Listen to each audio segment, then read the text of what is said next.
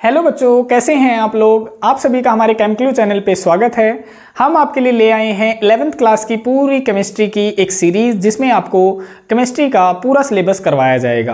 तो 11th class की हम केमिस्ट्री स्टार्ट करवाने जा रहे हैं, जिसमें आपकी प्रत्येक हर रोज़ एक वीडियो डला करेगी यूट्यूब पे, जिसमें आपको बताया जाएगा कि किस तरीके से अपने जो केमिस्ट्री का जो सिलेबस है वो कवर करना है, किस तरीके से अपने हैंड रिटन नोट्स बनाने हैं, किस तरीके से लिखा जाना है और किस तरीके से आपके जो MCQs होते हैं या जो न्यूमेरिकल प्रैक्टिसेस होती हैं उसे कैसे कवर किया जाना होता है। तो इस वीडियो में हम आज आपको बताने वाले हैं कि 11th क्लास के अंदर केमिस्ट्री की कौन कौन सी यूनिट हैं, किस तरीके से वो डिवाइडेड करी गई हैं। तो चलिए शुरू करते हैं बिना किसी टाइम वेस्टिंग के। तो क्या है 11th क्लास की जो केमिस्ट्री है आपकी, सबसे पहले हम बताते हैं कि केमिस्ट्री के फादर का क्या नाम था। तो जो फादर ऑफ केमिस्ट्री है उन्हें कहा जाता है एंटोइने लवोइजर। इन्हें केमिस्ट्री का जनक माना जाता है क्योंकि इनका केमिस्ट्री का जो उद्गम है यानी केमिस्ट्री का जो जनक है इन्हें माना जाता है एंटोइने लवोइजर को, क्योंकि इन्होंने केमिस्ट्री के फील्ड में काफ़ी ज़्यादा रिसर्च वगैरह करी थी कि किस तरीके से जो ऑक्सीजन है या मतलब जो एलिमेंट्स वगैरह है वो किस तरीके से हमारे डेली लाइफ में इस्तेमाल करे जाते हैं, किस तरीके से हमें मतलब उन पे अप्लाई करना होता है, वो हमारे लिए फ़ायदेमंद होते हैं। इन सभी के बारे में जो जानकारी दी थी शुरुआत में वो किसने दी थी, एंटोइने लवोइजर ने दी थी। उसी प्रकार जो हमारे इंडियन फादर ऑफ केमिस्ट्री हैं उनका नाम है आचार्य प्रफुल्ल चंद्र राय। ठीक है, तो इसमें क्या होगा, केमिस्ट्री क्या होती है। देखो आप सभी 10th क्लास से आए होंगे। 10th क्लास में क्या होता है, हमने साइंस पढ़ी होती है। अब साइंस की हमने 3 ब्रांचेस पढ़ी थी 10th क्लास के अंदर। सबसे पहले हम पढ़ते हैं फिजिक्स, फिर हम पढ़ते हैं केमिस्ट्री और फिर हम पढ़ते हैं बायोलॉजी। ठीक है, तो ये तीनों की तीनों जो ब्रांचेज हैं वो किसकी ब्रांच होती हैं, साइंस की ब्रांच होती हैं।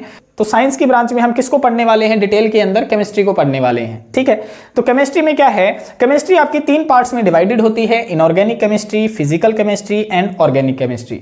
तो 11th क्लास की केमिस्ट्री जो है, टोटल जो यूनिट्स हैं 11th क्लास की केमिस्ट्री के अंदर वो हैं आपकी 9 यूनिट्स। ठीक है, और इन 9 यूनिट्स को डिवाइड करा गया है इनकी कैटेगरी के आधार पे कि ऑर्गेनिक केमिस्ट्री के अंदर कौन सी यूनिट होती हैं, फिजिकल केमिस्ट्री के अंदर कौन सी यूनिट होती हैं एंड इनऑर्गेनिक केमिस्ट्री के अंदर कौन सी यूनिट होती हैं। तो सबसे पहले जो हम पढ़ेंगे वो फिजिकल केमिस्ट्री पढ़ेंगे।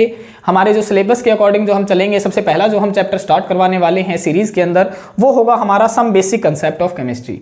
देखिए इसमें हम क्या पढ़ेंगे, some basic concept of chemistry में जो भी हमारी केमिस्ट्री है, या फिर आप कहें कि हम 11th क्लास में केमिस्ट्री पढ़ रहे हैं या हम 12th क्लास में केमिस्ट्री पढ़ रहे हैं या आप ग्रेजुएशन या फिर मास्टर्स लेवल पे केमिस्ट्री पढ़ रहे हैं, तो जितनी भी छोटी छोटी जो टर्म्स होती हैं जैसे molarity, molality, concentration, normality, formality, इस सारी टाइप की कंसंट्रेशन जो हैं वो क्या होती हैं, हमारा बेस होता है, उन्हें हमें पढ़ना होता है और वो हमारी ग्रेजुएशन में, मास्टर्स में सभी जगह पे क्या होती हैं, काम में आती हैं। तो उन सभी चीज़ों को हम इस यूनिट्स के अंदर पढ़ने वाले हैं some basic concept of chemistry के अंदर।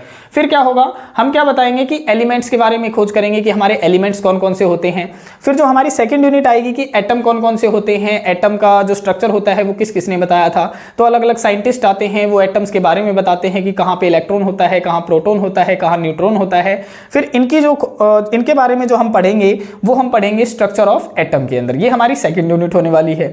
फिर हम पढ़ेंगे एलिमेंट्स के बारे में कि जो हमारी पीरियोडिक टेबल है उसके अंदर किस तरीके से ग्रुप्स डिवाइडेड होते हैं, किस तरीके से पीरियड्स डिवाइडेड होते हैं, कितने ग्रुप होते हैं, कितने पीरियड होते हैं, उनके अंदर जो एलिमेंट्स हैं वो कैसे अरेंज करे गए हैं, कितने साइंटिस्ट आए थे जिन्होंने ये अरेंज करवाया था। तो पहली यूनिट हमारी ये हो जाएगी, सेकंड ये हो जाएगी। फिर एलिमेंट्स के बारे में हम पढ़ेंगे तो थर्ड यूनिट जो है हमारी वो हो जाएगी क्लासिफिकेशन ऑफ एलिमेंट्स। ठीक है, इसमें हम एलिमेंट्स के बारे में पढ़ेंगे। फिर क्या होगा, जब हम एलिमेंट्स के बारे में पढ़ चुके होंगे फिर हम बताएंगे कि जो एलिमेंट दूसरे एटम से किस तरीके से कंबाइन होता है, वो कैसे कंबाइन होगा, वो इलेक्ट्रॉन का आदान प्रदान करके क्या होते हैं, बॉन्ड्स बनाते हैं। तो वो हम सारी चीजें पढ़ने वाले हैं केमिकल बॉन्डिंग के अंदर। तो 4th यूनिट आपकी हो जाएगी केमिकल बॉन्डिंग। फिर हम पढ़ेंगे कि जो भी हमारी रिएक्शन वगैरह चल रही हैं, अब कुछ रिएक्शन के अंदर क्या होगा, एनर्जी पे डिपेंड करेगी, कुछ एनर्जी रिलीज करती हैं, कुछ एनर्जी क्या करती हैं, एब्जॉर्ब करती हैं।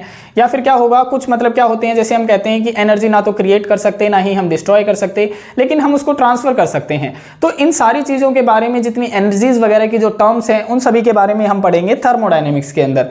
तो ये हमारी हो जाएगी यूनिट नंबर 5th।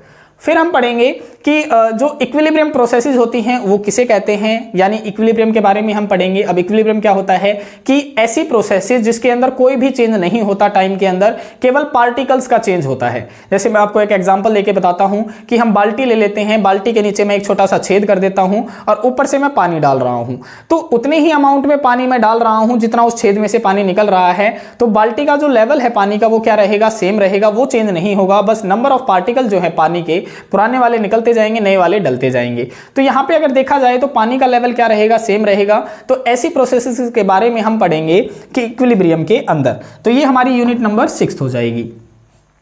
फिर हम पढ़ेंगे रिएक्शन के बारे में कि ऑक्सीडेशन प्रोसेसेस क्या होती हैं, रिडक्शन प्रोसेसेस क्या होती हैं, बैलेंसिंग द रिएक्शन की रिएक्शन को बैलेंस कैसे करते हैं, इन सभी चीज़ों के बारे में हम पढ़ेंगे यूनिट नंबर 7 के अंदर, जो कि है हमारी रेडॉक्स रिएक्शन। ये यूनिट आप 10th क्लास के अंदर भी पढ़ के आए होंगे कि रेडॉक्स रिएक्शन कौन सी होती हैं, जिनमें ऑक्सीडेशन और रिडक्शन दोनों साथ साथ चलती हैं, उसे हम कहते हैं रेडॉक्स रिएक्शन। ये हमारी यूनिट नंबर 7 हो जाएगी 11th क्लास के अंदर।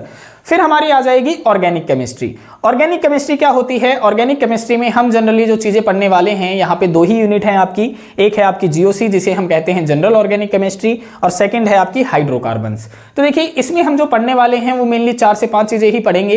पहले हम पढ़ेंगे नोमेनक्लेचर की, आखिर किस तरीके से ऑर्गेनिक कंपाउंड का नामकरण किया जाता है IUPAC के आधार पे, या जो एक जनरल आधार होता है उसके आधार पे किस तरीके से आप नामकरण करते हैं। फिर हम पढ़ेंगे कि कौन कौन से फंक्शनल ग्रुप होते हैं, कैसे उनकी प्रायोरिटीज होती हैं, किस तरीके से हम जो ऑर्गेनिक कंपाउंड हैं उनका निर्माण करते हैं, किस तरीके से कार्बन कार्बन आपस में अटैच होते हैं, कैसे वो बॉन्ड बनाते हैं, क्या वो सिंगल बॉन्ड बनाते हैं, क्या वो डबल बॉन्ड बनाते हैं, क्या वो ट्रिपल बॉन्ड बनाते हैं। तो इन सभी चीजों के बारे में, रिएक्शंस के बारे में कि कौन कौन सी रिएक्शन चल रही हैं, काफी ज्यादा नेमिंग रिएक्शन के बारे में भी हम पढ़ेंगे इसके अंदर।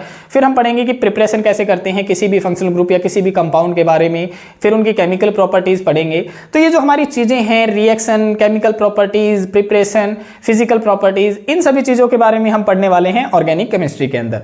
तो हमारी जो नेक्स्ट यूनिट होने वाली है वो होगी हमारी जनरल ऑर्गेनिक केमिस्ट्री। इसमें हम आपको बेसिक लेवल से लेकर एडवांस लेवल तक हम इसमें लेके जाएंगे आपको, और हर एक यूनिट के अंदर आपको ये भी बताया जाएगा कि किस तरीके से अपने लिखना है कॉपी के अंदर अपनी, और किस तरीके से अपने नोट्स प्रिपेयर करने हैं, ताकि जब आप बार बार आपको वीडियो देखने की जरूरत ना पड़े। आपने क्या करना है, अपनी कॉपी बना लेनी है, उसमें से आप सारी चीजें लिख लेना, फिर बाद में उनको ही क्या करते रहना, रिवाइज करते रहना।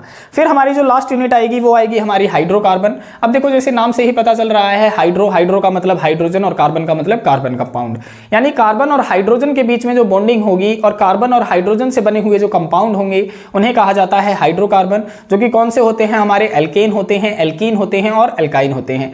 छोटी मोटी इनके बारे में जानकारी आप 10th क्लास के अंदर भी आप पढ़ के आए होंगे। तो इसमें हम क्या पढ़ने वाले हैं, वो सारी चीजें हम डिटेल में पढ़ने वाले हैं। ये हमारी लास्ट यूनिट होगी। तो ये था आपका 11th क्लास की केमिस्ट्री का पूरा जनरल ओवरव्यू कि कौन सी यूनिट में हम क्या क्या चीजें पढ़ने वाले हैं। तो आपसे एक निवेदन है कि आप जब भी आप वीडियो लेक्चर्स देखें तो अपना एक नोटबुक, एक रजिस्टर आप प्रिपेयर कर लें, उसमें आप हर चीज लिखें जो भी हम यहाँ पे बोर्ड पे लिखवाते हैं। इससे क्या होगा, आपके नोट्स जो हैं अच्छे से प्रिपेयर हो जाएंगे, जो कि आपके बोर्ड एग्जाम के लिए क्या होंगे, काफी ज्यादा अच्छे साबित होंगे। लेकिन यहाँ पे क्या होगा, हम आपकी केवल बोर्ड्स की ही तैयारी नहीं करवाएंगे, यहाँ पे आपको नीट लेवल की भी तैयारी करवाई जाएगी, जिसमें आपको हर एक क्वेश्चन अटेम्प्ट करना भी सिखाया जाएगा। और इन सभी क्वेश्चन जो भी हमारी जो यूनिट्स वगैरह जो हम करवाएंगे उनमें आपको न्यूमेरिकल प्रैक्टिस भी करवाई जाएगी। इसमें हम आपको एनसीईआरटी के जितने भी इन टेक्स्ट क्वेश्चन होंगे या फिर जितने भी मतलब एक्सरसाइज के जो क्वेश्चन होंगे हर यूनिट के, वो भी आपको सॉल्व करवाए जाएंगे। यूनिट के बाद में आपको वीडियो सॉल्यूशन उसका प्रोवाइड हो जाएगा। तो ये जो आपकी मतलब पूरी जो वीडियो की जो सीरीज होने वाली है, आपकी 11th क्लास की जो केमिस्ट्री है वो सीरीज होने वाली है, वो आपकी CBSE, HBSE या फिर ICSE या फिर कोई सा भी आपका बोर्ड है उसमें आपकी काफी ज्यादा सफिशिएंट, काफी ज्यादा हेल्प होने वाली है। किस तरीके से आपने जो नोट्स बनाने हैं वो भी आपको सिखाया जाएगा। और यहाँ पे आपको नीट लेवल की, यानी नीट लेवल के जितने भी क्वेश्चन जो अटेम्प्टेशन होती है, बच्चों को काफी ज्यादा को क्या होती है, न्यूमेरिकल प्रैक्टिस यानी न्यूमेरिकल सॉल्व करने में क्या हो जाती है, दिक्कत हो जाती है। उन्हें फॉर्मूले समझ में नहीं आते हैं कि किस तरीके से हम अटेम्प्ट करते हैं, तो वो भी आपको इस पूरी सीरीज के अंदर बताया जाएगा। न्यूमेरिकल की प्रैक्टिस करवाई जाएगी, तो आप अपनी कॉपी अच्छे से बना लें, जिससे आपको काफी ज्यादा हेल्प मिलेगी।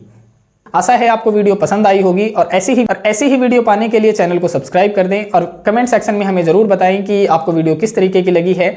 अगर वीडियो आपको पसंद आई है तो वीडियो को लाइक करें, शेयर करें और चैनल को सब्सक्राइब करें। मिलते हैं नेक्स्ट वीडियो में, जिसमें आपको पहला लेक्चर करवाया जाएगा some basic concept of chemistry का। तब तक के लिए बाय बाय, टेक केयर, धन्यवाद, जय हिंद, जय भारत।